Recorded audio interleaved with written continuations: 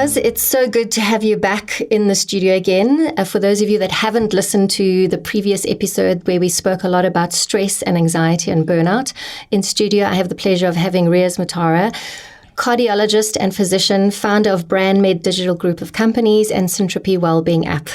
Riaz, welcome back. Hi, Paula. Thank you for having me back. So this time of the year, I call it crazy season because we're heading into the festive season and people are frantically trying to get through their work because they want to go on holiday. And they want to be with their families and they want to have relaxation and time alone or time down. But not everybody gets to be with someone. There are a lot of people that are alone over this time of the year. And in some of the research that we've seen coming out around chronic loneliness, I know there were studies done in the UK, Australia, and America around, they called it the looming loneliness epidemic, where they said that the impact of chronic loneliness on our immune system is the equivalent of smoking 10 cigarettes a day. So how real is loneliness and why should we be aware of this and what should we be doing about it? Right. So very, very good question and very topical at the moment, Paula. So, look, loneliness is one of those things of where if you don't know how to live with yourself, okay, if you're able to live with yourself, we can call that loneliness, but you cope with that and you manage with that. But people are lonely in so many different settings today. You could be surrounded by so many people at work or in school or at home, but you are strictly or really speaking lonely within yourself. You can't, you've got something that you want to talk about but can't talk about it. So we store all this stress and all these events and all these emotions in our subconscious. And eventually that leads to what we would call or refer to as loneliness. And that overall physiological setup is what then makes us symptomatic and not being able to cope, and then would lead to anxiety and burnout and depression and anxiety, all the things we were talking about the last time. So loneliness is a very, very, very common problem today. And someone said to me that there's a difference between being alone and lonely. And the way of describing it was being alone is a choice. I'm choosing to stay home today by myself, read a book, and just chill and have a day to myself. I'm having a me day, right? Whereas lonely is I don't feel like I have any meaningful connections or relationships in my life. So with myself, I'm disconnected from myself, but I'm also disconnected from the other people in my life, in my personal space or in the workplace. Being disengaged, I guess, is what we could call it in the workplace. And as you say, the knock-on effect of this is I then sort of start withdrawing, I isolate myself, and that can lead to things like stress, anxiety, depression.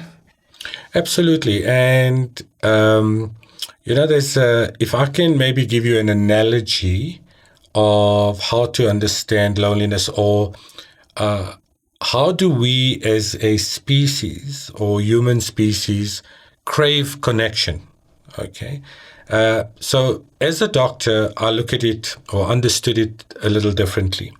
You may have a liver cell or a brain cell or a heart cell or a kidney cell in your body. They're all different. They're all in different parts of your body and they're doing different things. But they don't say, I'm not Paula, right? So simplistically, your soul is manifesting 60 trillion cells in your body, each doing 6 trillion reactions per second, all in this moment in time. Yet each cell has its own awareness and its own function and its own position and its own look and feel within your body. So the way to look at it as a species is that we are all one. All of us are just different cells in this one body of the universe that we call God. And we're all there to perform a function. So we are all one. And every cell in your body loves every other cell unconditionally. Because if it didn't, we would die. So the liver cells don't get up in the morning and say to the heart cells, stuff you today, I'm going on strike. because then the body would die. Yet all of us get up in the morning and it's I, and me. And that's what then leads to the problem. It's this illusion of separateness, yet it is all one, and we are all one.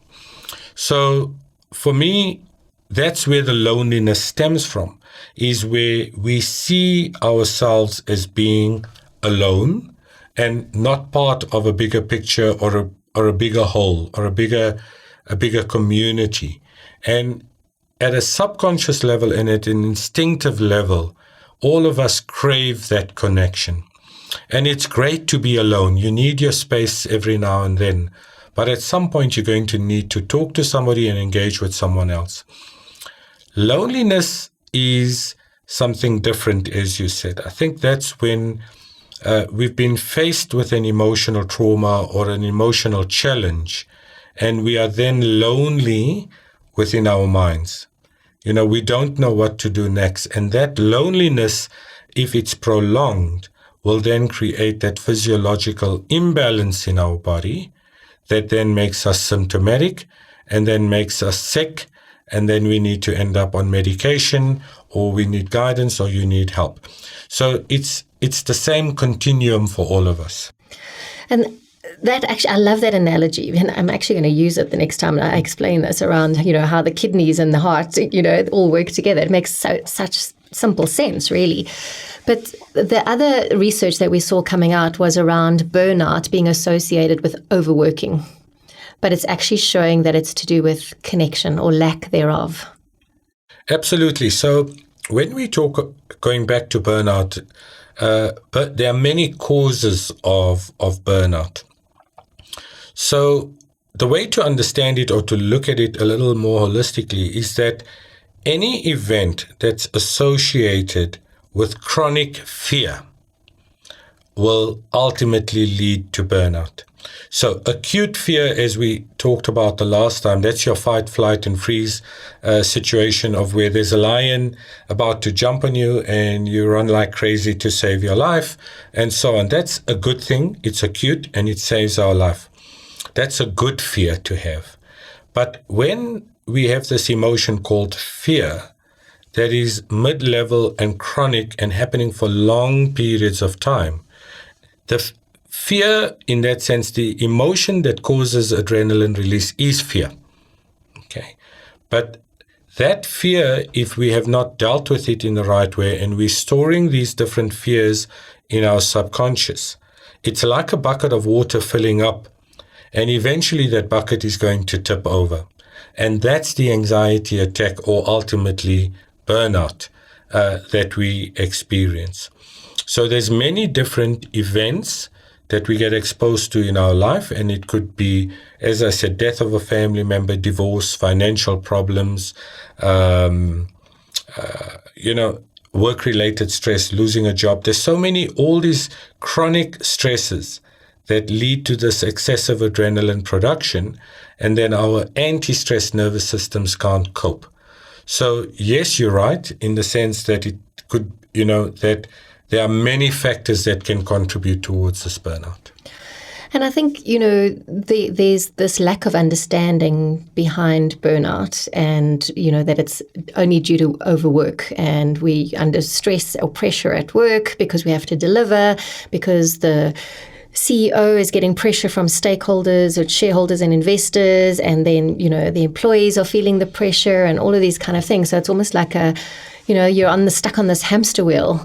But leading up to, people feeling alone, and as you said, and you can be in a room full of people and you can still feel alone. So it sounds like, there's a loss of connection with yourself, because you feel like you're going through this alone and you're on your own, and potentially nobody's going to understand what you're going through. Or B, potentially you don't even know what you're going through, so you don't even know how to articulate it. You don't even know how to even begin where to explain, other than you're feeling numb. I've heard that expression used often. I just feel numb. I don't feel joy. I don't feel sad. It's numb. I seem to have blocked everything, or suppressed everything. And then why people don't speak up, this whole stigma around it about feeling ashamed or embarrassed. And then who do I go and see? Do I see a psychiatrist? Do I see a psychologist? Do I see a counselor? Do I see a coach? Who do I speak to? Who do I turn to? How would people handle that? Yeah, it's challenging, Paula, because everybody will find help differently. Some people may just want to talk to their pastor or to their rabbi or their imam. No problem. Some people may, as you say, need a life coach or a counselor or a psychologist, or some people may just get help within the family. But the key thing is to talk about it. It's when you store these emotions, the body still seeks a state of balance. So remember, we were talking about if your salt levels are high in your blood, your body has to move so many different processes to get the salt levels balanced. That's on a physical and physiological level.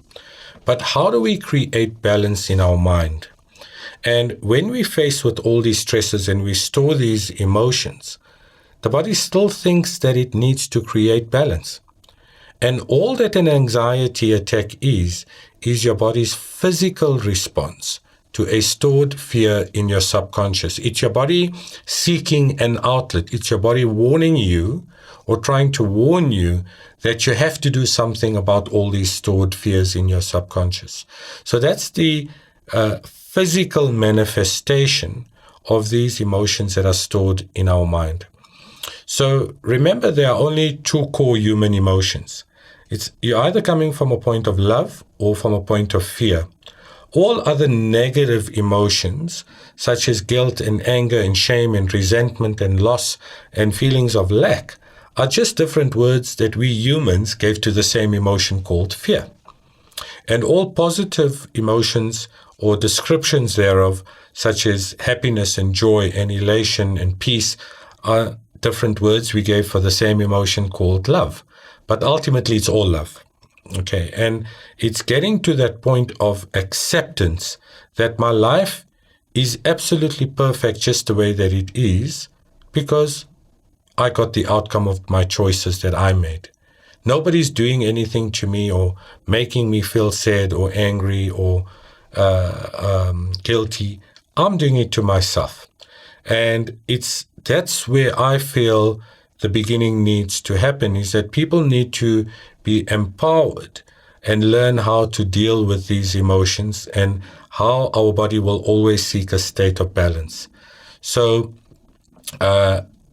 read a book, read something inspiring, look online, listen to podcasts, talk to people, and you'll find your answer eventually. But the key thing is empowering people, once again, with tools to deal with these emotions. And so again, it sounds like it comes back to self, where you need to be selfish and take care of your own well-being. So if you are at a point where you're feeling lonely or isolated or disconnected from yourself or from the world around you, to do something about it. So now, especially over the festive season, when a lot of people are either having to stay and work because it's their year to work, and while everyone else goes away, or they don't have family close by, or they don't have friends, or their friends have gone away, so they are finding themselves alone over this festive season or the holiday season. What are some of the things that they could do to feel less lonely and alone?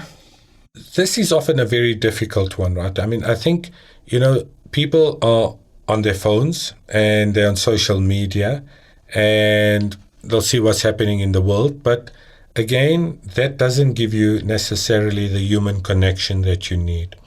So for me, there are various societies and groups that can help you. And there are toll-free numbers and organizations that you can reach out to. And if you find yourself in a very lonely space, make that phone call or get help. That is absolutely crucial. If you feel like you're not getting help there, go and see your doctor. Talk to your doctor, talk to your physician, talk about what you are feeling, and they'll find you the help that you need. And perhaps if you do need, if you're feeling really depressed and you're getting to that stage and you need something, your doctor will be able to help you. And after that, once you've had an assessment done, then go and see a psychologist or a counselor or a life coach who can then empower you with those behavioral techniques to help you deal with that loneliness. Those are some great tips and advice. And something else someone shared with me is that another way of feeling good about yourself is to give back. So volunteering, for example, and over this time of the year, I know there's a lot of, for example, elderly people that are left behind in old age homes that would love some company, or volunteering at the shelters, whether it's animals or children or, feeding kitchens, that kind of thing. But because it gives you a sense of you're doing something good, you're giving back, which gives you a sense of gratitude that you were talking about as well. Absolutely. And I think it goes back to the point, Paula, that at some stage, all of us create or crave human connection, right? And there's, as you rightly say, there are so many different areas of where you can create that human connection. So, but make that decision, make that choice, and do it. Thanks, Riaz. That definitely helps me understand more about being lonely and alone and the difference and some of the ways that we can combat that. And I think, it's perfectly normal some days to do, you go through times where you do maybe potentially feel a little bit alone or a little bit lonely.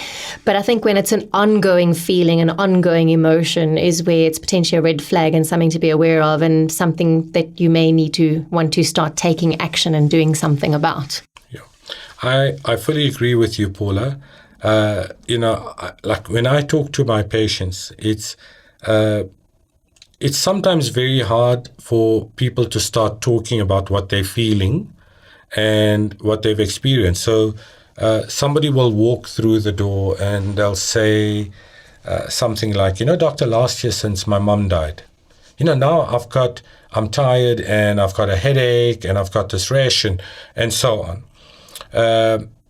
But in effect, in the first line, they told me what the cause of the problem is.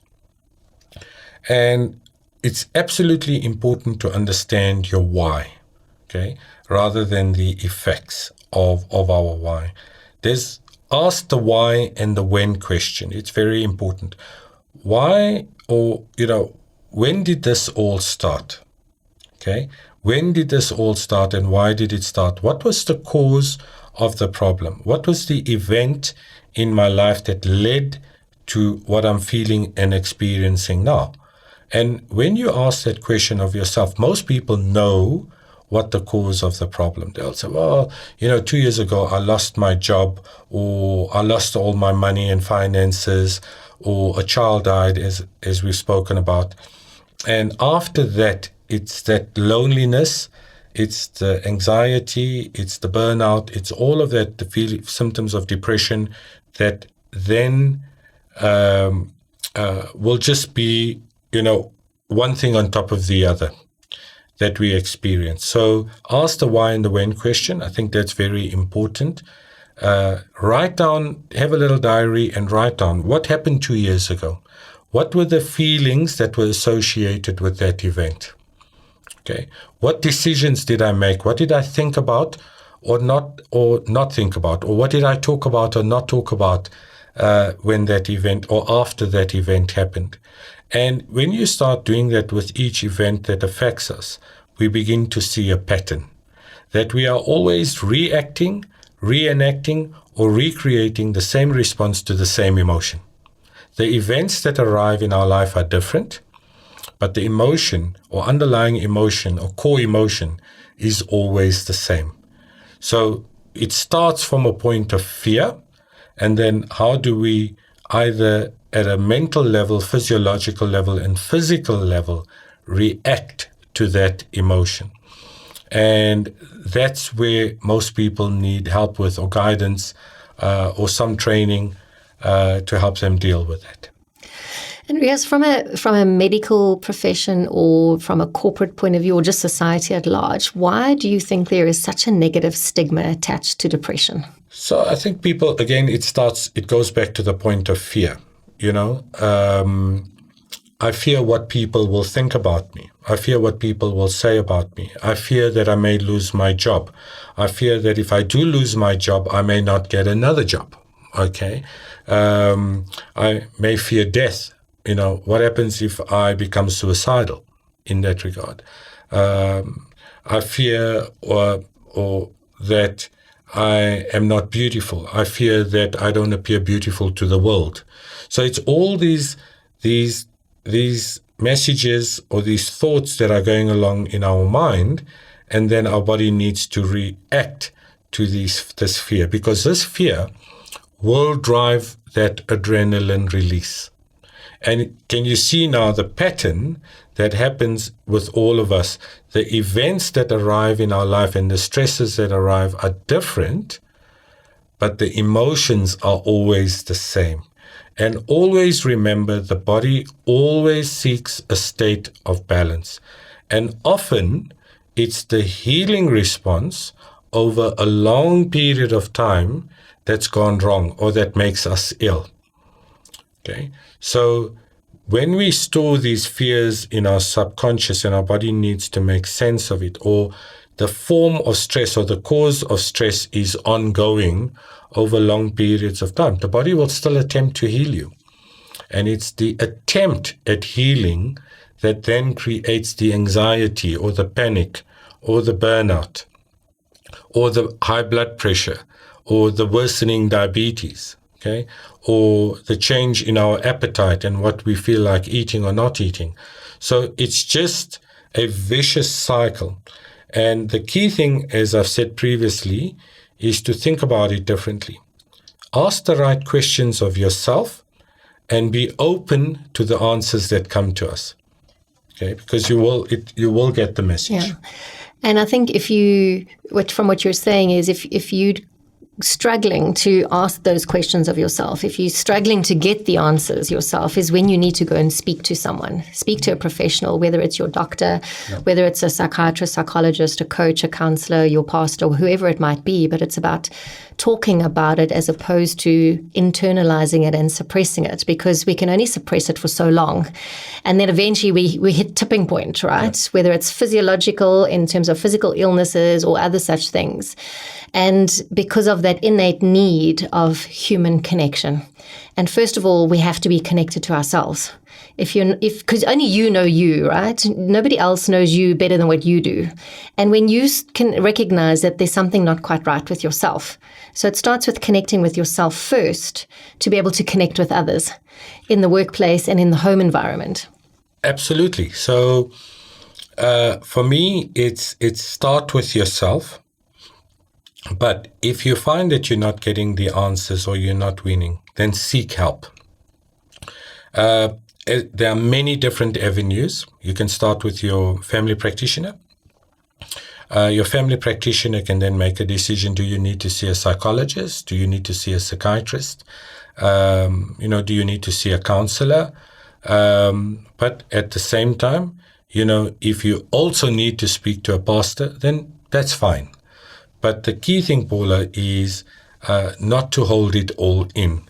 You need to get this weight off your shoulders. And part of the way of doing that is talking about what you are feeling. Okay? So you have a thought, you have a feeling, and then you have that feeling creates a sensation in your body, and then that sensation will drive the next thought process. But we store all these feelings and in our emotions in our subconscious. And it's like a pantry in our subconscious that's just all these shelves that are just filling up all the time with these different emotions. And at some stage, the pantry's full. Okay, and those emotions desire to be released. And that's when we start to experience the symptoms. So take that first step, talk about it, and get help. Well, there you are, folks. You've heard it from the doctor's mouth, so to speak. If you are alone or feeling lonely, especially over this festive season, there are lots of things that you can do to prevent feeling those emotions. First of all, recognizing that that's what you are feeling. Second of all, taking some action, doing something about it, whether it's reaching out to support groups or helplines, or whether it's volunteering or giving back. But at the end of the day, if you don't put yourself out there to create connection, then you're not going to be able to connect, and you are going to feel alone and lonely when you don't really need to or you don't have to. Yeah, absolutely, Paula. Just to sort of add one more thing to what we were talking about in terms of loneliness. As a cardiologist, every now and then we'll see somebody with what's called broken heart syndrome. Okay, there is a medical term for it, but broken heart syndrome stems from loneliness. We go through a major emotional event. Somebody's been married for 20 or 30 or 40 years, and a spouse dies, and now they're heartbroken. And that can cause the heart to enlarge, and you can go into heart failure, and unless you are treated.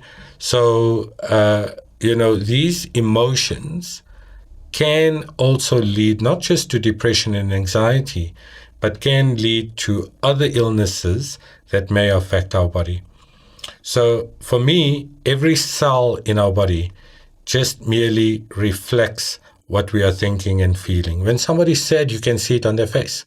When somebody's elated and happy, you can see it. So, when somebody's lonely, you can pick it up. I think the key thing is seek help. But if you know somebody that's, experiencing loneliness, then maybe, part of the gift that you can give them this festive season or in their life is also to support them through that process and guide them through that process and get them the help that they need. I think you're absolutely right that the greatest gift that you can give someone is the gift of your presence and the gift of your time, because I think we crave that more than anything in today's world. Thank you, Riaz. That's fabulous. That's fantastic. Thank you, Paula. That's really, I couldn't agree more. And wish you all the well for the holidays. Thank you. We will be back in studio, I'm sure, very soon after these 2 episodes, because I think there's going to be lots of questions for you. Fantastic, Paula. I look forward to it.